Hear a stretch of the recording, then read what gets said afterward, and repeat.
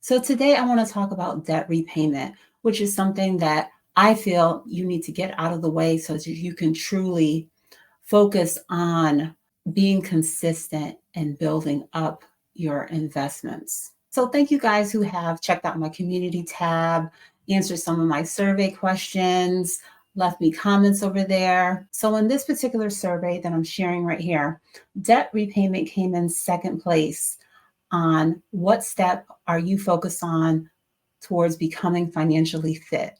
I've been there.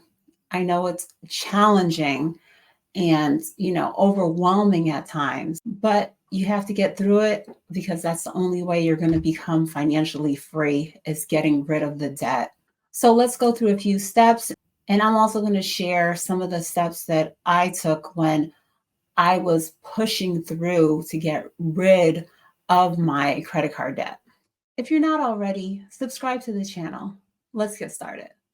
So I would say the first step is you have to get clarity. You have to face it. I know it hurts, just hurts my stomach. You have to face the numbers. You have to have a full understanding of where you're at with your debt. You have to know the interest rates, the balances, the due dates, get all of that together so that you can start to make a plan of attack. So then you have to choose how you're going to go about getting rid of the debt. Some people like the snowball method, going from smallest to largest, because it gives them a sense of accomplishment as they're able to eliminate something off of the list. But overall, I think I'm a person that used the Avalanche method, which focuses on getting rid of the highest interest rate first so that you're not losing any more money while you're in the process of trying to get rid of the debt.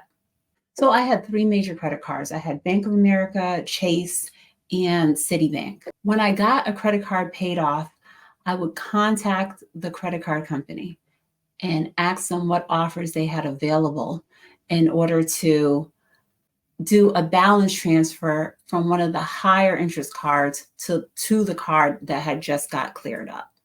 And with that, there's usually like a 4% fee for moving the money over there, but there's also the time of having a low interest rate or a zero interest rate for a set amount of time. For example, 18 months or 24 months at 0% or 1.99%, something like that. So I would then take advantage of that, figure out what my balance is, divide it out to the months that I had in order to pay before the date of when the interest is going to hit.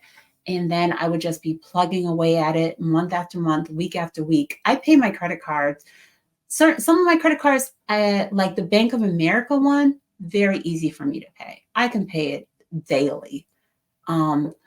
Citibank and some of the other cards, Chase, I don't pay it daily, but I pay it at least weekly if I have a balance.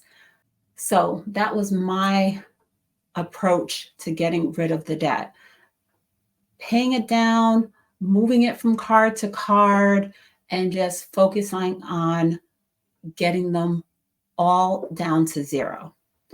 And then once I did that, I could then focus on building up an emergency fund so that when something came up, I then used my credit card, but at the same time, hopefully I had enough money in savings to then pay off the credit card in full. And I've been able to do that throughout this year. And I have had, I think it was back in October, I was running into car problems. Between September and October, I was running into issues with my car. Then I had medical issues. I had a leaky roof. It was a lot of large expenses, unexpected expenses, but I was able to cover them immediately and not run myself into the debt that carried on for months or even years like I did in the past. So I am a credit card person. I use my credit card for everything that I can, as many bills, gas, groceries, and then I pay it off immediately. And I do that because I want the rewards. I want the cash back rewards, points, And I feel like I would just be leaving money on the table if I didn't do it that way. But with interest rates as high as they are, a lot of people are facing interest rates over 20% on their credit cards right now. You really need to get rid of any debt that you have that you're accruing interest on in order to really be able to reap the benefits of focusing on your investing. Because if you're investing and you have debt that is higher than what your investments are growing at, then you're just losing money, wasting money on the interest payments to the credit card companies or whatever type of debt that you have. So, of course, another key element to getting rid of your debt is focusing on evaluating your budget, seeing what you can cut there, as well as making any change that you can in order to free up money that you can put towards your debt. So I'm sitting really close to the window. Please excuse the rain if you can hear it, but I'm going to try and get through this. So having an emergency fund is really been the biggest factor in me not getting back into debt, especially when those unexpected bigger expenses come about.